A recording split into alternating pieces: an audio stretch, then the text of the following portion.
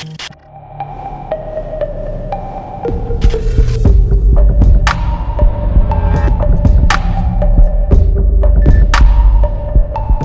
I'm Aleya from ToleratedCinematics.com, and today I will be showing you how to create a nice force shield in Adobe After Effects, like in our short film from Fantastic Beasts. So you will be able to download this footage with the link in the description so you can follow along with this tutorial on the same footage. So import the footage and make a new composition, so drag it right here and then you will have your footage here. Okay, so I will change my resolution back to full so I have a nice clear view. We have a full HD project file to work with, so let's get started. The first thing that I will do is actually just quickly rename my composition. So I will click here, rename the composition to main comp, just so I have some overview. And then I will go to a new composition and create a new one and rename this to fractal field. Okay. I'm going to make it square, so I'm going to make it 1920 by 1920. Doesn't really matter that much, and I will click OK. We'll actually make it long enough. So let's see. Well, actually, it's the same length of my clip, so I will keep it as it is. Alright, so now we have a square composition. We'll create a new solid in there, and also rename this to fractal noise this time, and click OK. And then, of course, we're going to apply the famous effect fractal noise. So let's go here in Effects, Noise and Grain, and add the fractal noise, and we're going to change our type to a dynamic progressive, and then go into the transform and the brightness and contrast. Let's up our contrast a little bit and maybe change the brightness down a little bit.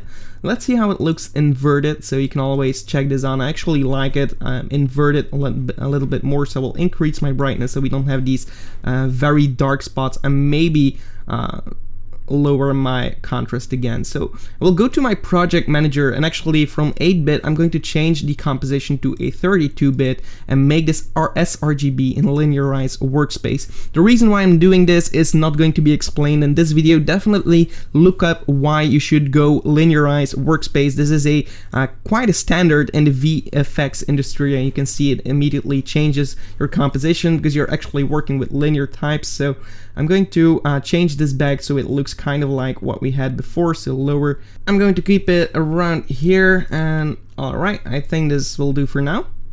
Then for the complexity, we can change this to something like 12, so we have a little bit more detail in there. It doesn't really matter that much, and then we can play with the scales. So let's see, I will scale it down actually and make it somewhere around 50 for now, and then we're also going to offset our turbulence. So what I will do is go to the beginning of my timeline, click on the stopwatch, go to the end, and then I'm going to offset it. Well, actually I want to make it go to the left, so let's do it like that. And now we will have an animation going like this. And then we also want to animate our evolution, of course. So I'm going to alt click on this stopwatch and write something like time times 250.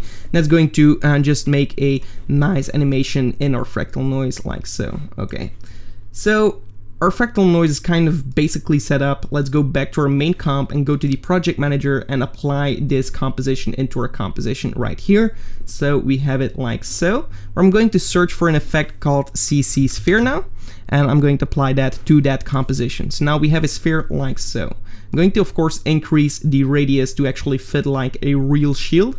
And I'm also going into the light right here and also change, well, actually the shading, I'm wrong here. The ambient, I'm going to change this to 100 so we don't have any harsh shadows right here. Diffuse can be 0, and that will fix everything over there. So apart from that, I think it's okay to keep it as it is. We'll change the blending mode to a screen, and let's see how that looks. Okay, so that's pretty cool. Currently, the render is set as full. I only want the inside. And I'm going to reposition this, well actually reposition it right here. I'm not sure why it's not doing that. Okay, there we go. I'm going to reposition my sphere around here, and then I'm also going to make sure that we don't have that seam right here that you can see. So we can do that with an offset, well actually with a rotation. So that's right here. And rotate it in Y, of course, until you don't see that seam. So I'm going to bring it a little bit more back. Now you shouldn't be able to see that seam anymore. Okay, I'm going to duplicate this, and now I will do an outside. So now we will have like a double view of our sphere. If we don't have the inside, you won't see like the background being a little bit better like that. Okay, so I'm going to keep it as it is right now, and what we want to do now is actually color it a little bit. So I'm also going to apply some kind of a blur so we don't have these harsh edges right here. Effect blur and sharpen, and maybe apply a Gaussian blur. Something like 3 or 5 should do. Let's see how that looks. Let's solo this layer. We just want the edges to be a little bit more getting into the environment. Okay, so something like 10 works. Okay, I'm going to copy my blur and paste it on the other fractal noise field, and now we don't have that harsh edge here on the edge.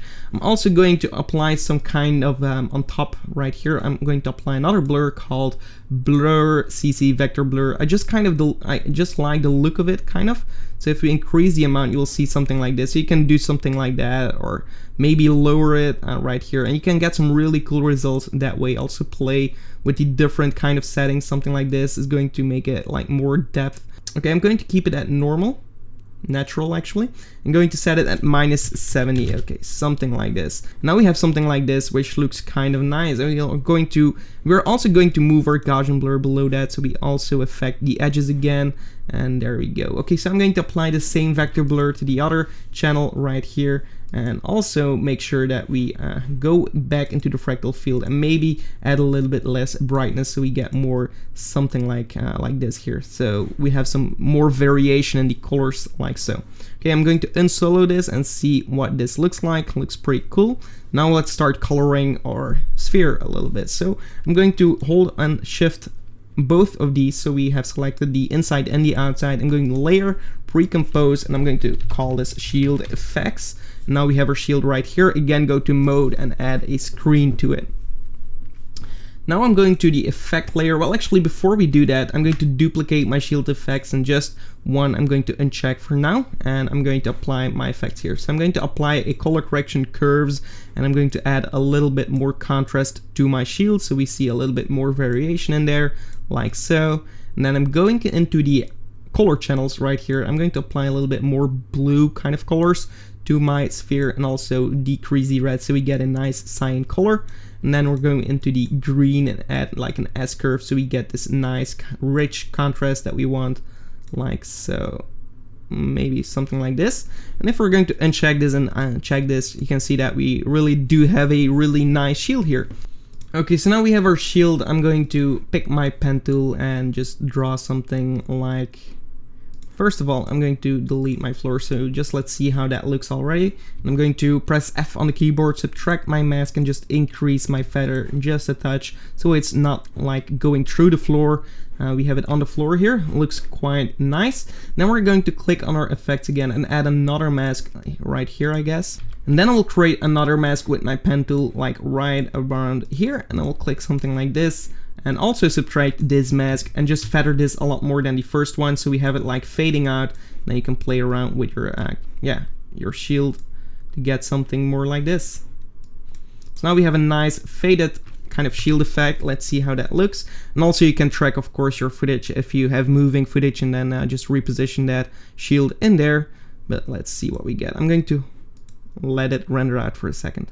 Okay, so right now we have something different. As you can see, we have our shield and it's actually rotating. This is completely done by the animation of your fractal noise. If you want to move it up, if you don't want it to be moving and you just want like the animation, just edit the evolution. I also did the offset. It's kind of nice, this one.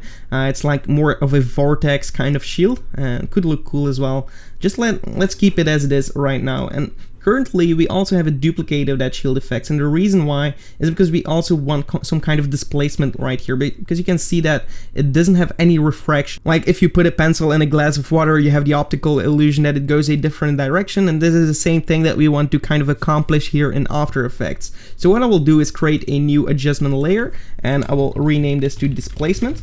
And I'm going to apply the effect called Displacement map right here. I'm going to apply this to my adjustment layer. And right now you can see that it's actually affecting the whole thing. We want to only apply the shield effects to it. So now it's going to look into that. And let's just solo our background layer so we can actually focus on that together with the adjustment layer. And let's just crank this up. Okay, so currently we have something like this, which doesn't look that good, and the reason why is actually because we have the shield effects, and it's only going, well, it's everything that's white is going to be affected one way, and everything that's black is going to be affected another way, and everything that's actually gray is going to stay in the same position. So we're going to click on our shield effects, go to layer, pre-compose this, move all the attributes into a new composition, rename this shield effects displacement. And right here, we're going to do a little bit of touches to actually make it look right. So I'm going to right click here, new, and add a new solid layer. And right here, I'm going to set it at 50. So we have a nice gray, perfect gray color, and I'm going to click OK, put this below your fractal field. So I'm going to set this back to normal. Now we have some more blacks, and we want like a lot of blacks and whites. So we're going to apply a little bit more curves to it. So go to Effect, Color Correction, Curves, and also add more whites and blacks. And now we have something like this, and that's going to affect it a lot nicer. So go back to the main comp, go to the displacement, and just reset our mask for now. And just offset it just a touch. So we can offset it something like so. Also copy these two masks, copy them, go back to that displacement and paste them actually on the same layer. Okay, there we go. So now it's not going to affect the edges right here. It's only going to affect it right here. So you can see that it's already improving how it actually looks. Somewhere around here looks kind of cool. And now if we're going to add this together with the shield effect, we're going to get a nice look. So I'm going to press T on the keyboard for the shield effects right here, and maybe lower the colors just a touch so it's not overwhelming. And then we also want to apply something like a flare right here to my wand here. So I'm going to apply our own flare that we recently made, and it's also available on our website with the link in the description. So I'm going to import that. So right here I will import this, and I'm going to apply this to my composition. Alright, so here we have our flare. I'm going to click on my shield footage, copy this, so Ctrl C, go into my Pro lens flare and paste it in here, put it on the bottom right here, right click and make this as a guide layer. And that's just not going to render it out in the composition, but we have it like as a reference. Then we go to the control settings, and I'm going to put my flare around right here actually on this one. Okay, zoom in, let's see how I want it. Do I want it very big, or do I want it actually rather small? So let's see what I can do with it. Maybe something like 30. And of course we can animate it, but I'm not going to animate it for now. Just change the position right here. All right. I'm going to unselect the flare for a second so it's actually in the right spot. Okay. And for the brightness, I'm going to set it a little bit bigger right here.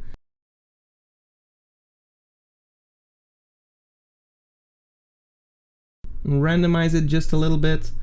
Alright, so somewhere around here, I kind of like this one. So we have our flare, changed a little bit of the settings until I get the result that I actually wanted. And then we are going back to my main composition, and we should have the flare in there like so. We really get a nice shot. We can actually put this below our displacement so it's actually in the right spot. It's also going to be displaced, so that's going to make it look a little bit better as well.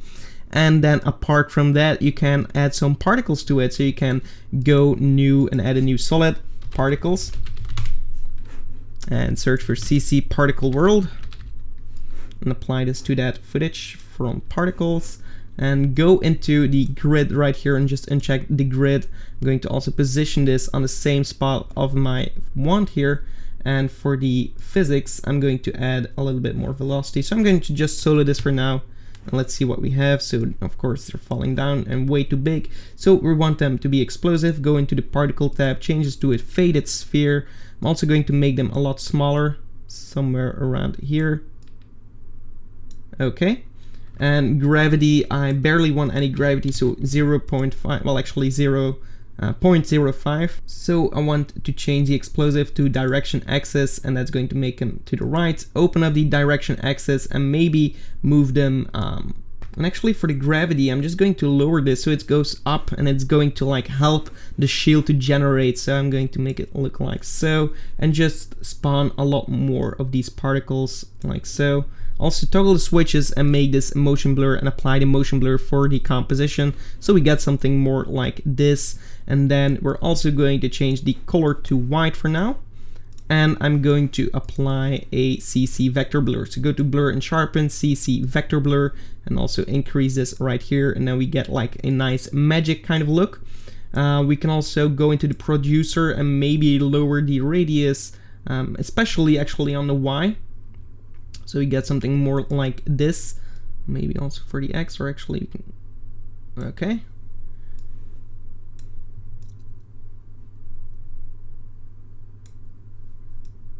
Let's see, also go to effect and apply a regular Gaussian blur and just put this up on top of your CC vector blur right here. And let's see. Just to smooth everything out, okay. So now we have a nice kind of magic look to it. And if we're going to uncheck this, well, if we're going to unsolo this, we have our particles right here and we can reposition them a little bit more to the bottom. So position them right over here. And then I'm going to apply an effect, generate, and add a fill to it. Change the color to a nice blue. Okay, so we have our color of our particles. Make it a little bit more like white. Okay, there we go. So now we have our particles generating our shield.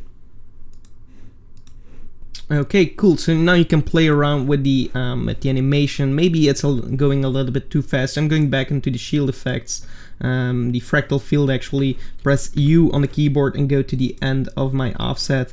And I'm just going to delete this keyframe and just move it just a touch, something like so. And then another thing that I've actually done is go to the shield effects and duplicate that effect. And I just offsetted the mask a little bit so it's like a little bit thicker on the front. So I'm going to double click on my mask and just move it like so, and then you're going to get like more color on the front of your shield, and it's going to look like it's actually closing it. If we increase the opacity here,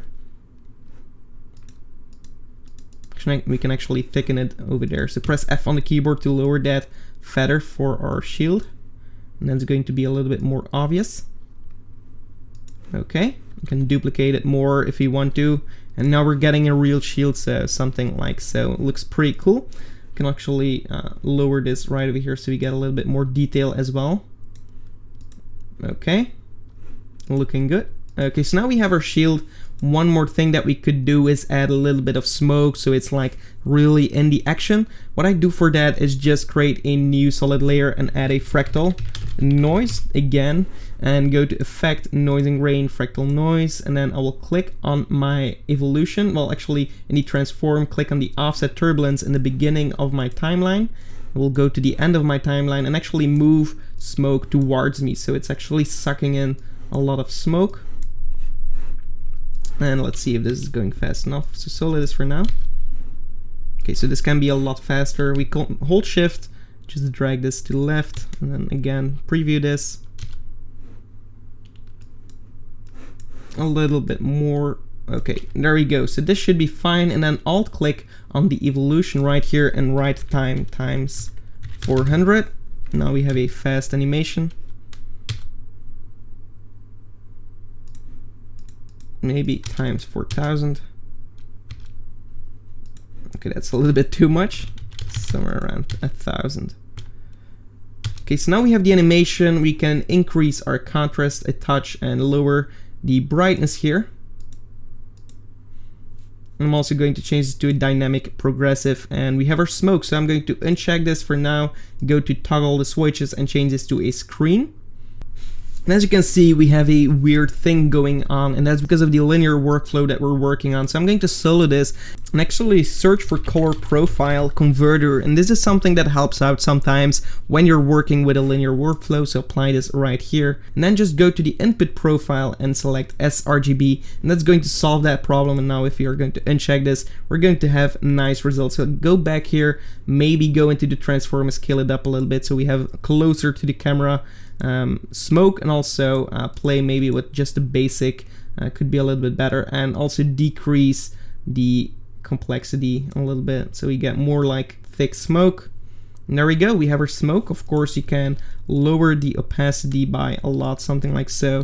That's going to just add a little bit more animation to your scene. So if you have any problems with any kind of effect in Adobe After Effects while working linearized, you just use the color profile converter, and that might help out for your problem. So a cool tip right there. I'm going to increase my opacity something like 10 and just re-render this one more time. Alright, so this looks pretty cool. Of course, our flare isn't animated and we can still play around with the animation of our shield. And if you look at my feet, it's looking pretty weird there. You can fix that just going to the displacement and fixing this a little bit. So go right here and maybe just point this up a little bit, and then you won't have that displacement right here and just on my top body. It's going to make it look a little bit better as well. But apart from that, you can also just select everything and pre-compose this. And then we're going to, well, actually just do the effects comp. And then we can apply something like the wiggle preset that you can also get at the freebies page on our website. If we apply this right here, we can say like a slider frequency of 15 and a amplitude of 15. And then let's preview this, and that's going to add a little bit of a wiggle to our scene. So I'm just going to do it at very low quality so you get the idea.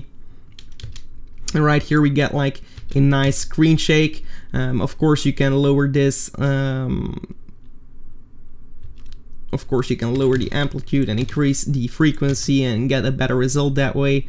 But yeah, definitely have a play with the wiggle, and also maybe make our smoke a little bit bigger right here. So let's head in here, press U on the keyboard. Is it this one here? I'm not sure. Yeah, this is the smoke. I'm going to increase my scale to something like 500 or even 1000, and then we get this nice smoke on top of everything. And then to finish it off, we can apply a LUT. So search for apply color LUT, and then if you have LUTs, you can buy, like right here, these are our LUTs that you can buy on our website, or you can use other LUTs. But like right here, I will use the desaturated action, open that up, and we have something like this. And of course we can cut this actually and apply this to a new adjustment layer and just lower the opacity a little bit, and then we get something more like this, because we're working in a linearized workspace, and change this back to full resolution so we get a nice clean image like so. This is without LUT, with a LUT, and below our LUT now we have something like this, and below our LUT I'm going to apply the color profile converter, set this as RGB. Now we get something like this, which is going to fix our linearized workspace, and then you can lower the opacity right here and get something like this. The only thing that concerns me is the white background right here. I don't really like it. It doesn't fit the scene. So what I will do is open up my effects comp, go just right here we have our footage. I'm going to create a new solid on top of my footage and click and create something like this color. Click OK, and then I will pick my mask tool, my rectangle tool, zoom out, create something like this right here. Press F on the keyboard and just feather it very nicely like so, and then just set this at multiply and you get something like this. Of course you can go and press T on the keyboard and lower this, go back to the main comp, see how that fixes everything right there. We can also click right here and maybe just select this part right here and just press F on the keyboard, subtract it, and then just increase your mask right here.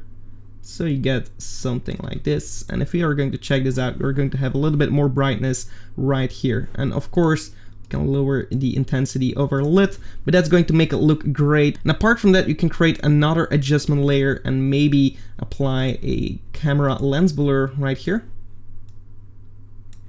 Repeat the edge pixels so we don't have a glitch on the edges right here. And I'm going to mask out the center right here. Subtract it, press F on the keyboard, increase this, and now we get a nice focus right here. And of course lower the radius to something like 5, and that way we're going to get a nicer focus right here. So you can see the background is kind of out of focus. You can of course just shift this a little bit, like position this right here.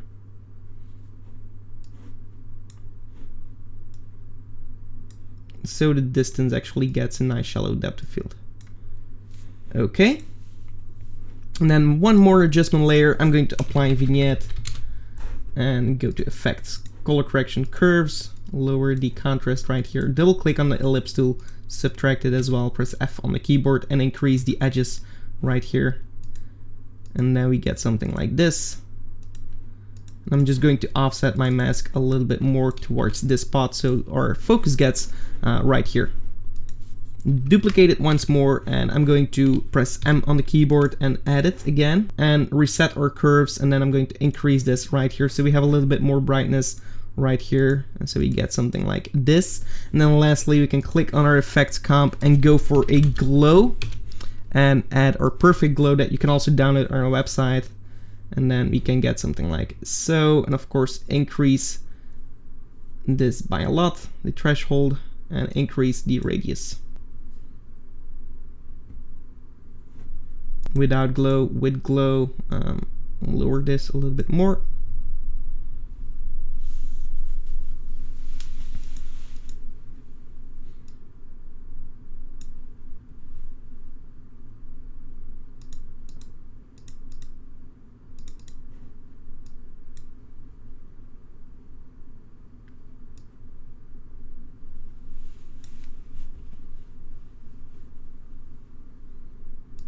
This is without the glow and with the glow, so we can lower this just a little bit more.